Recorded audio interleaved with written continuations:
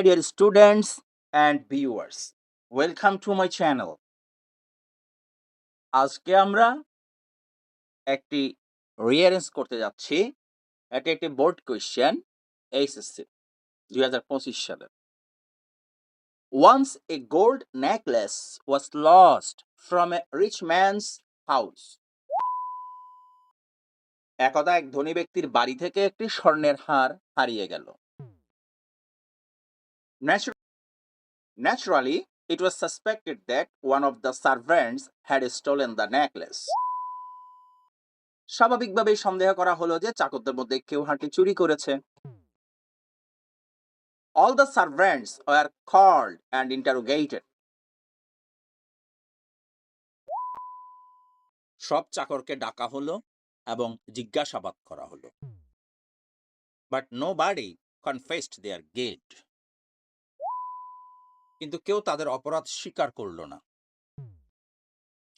So the owner of the house lodged a complaint in the court. তাই বাড়ির মালিক আদালতে একটি অভিযোগ দায়ের করলেন। The servants were summoned to the court, but they denied having stolen the necklace. চাকরদের আদালতে তলব করা হলো, কিন্তু তারা হার চুরির কথা অস্বীকার করলো।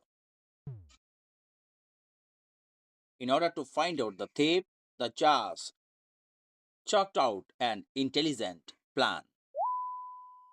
চোর ধরার জন্য বিচারক একটি বুদ্ধিমান পরিকল্পনা আঁকলেন। He gave each of the suspects a stick of equal length and said that one of the sticks would increase by an inch the next day. তিনি সন্দেহভাজনদের প্রত্যেককে সমান দৈর্ঘ্যের একটি করে লাঠি দিলেন এবং বললেন যে চোরের লাঠিটি পরদিন 1 ইঞ্চি বেড়ে যাবে। When the servants came to the court the next day, the thief had already cut off an inch of his stick. পরদিন যখন চাকররা আদালতে এলো, চোর আগেই তার লাঠি থেকে 1 ইঞ্চি কেটে ফেলেছিল।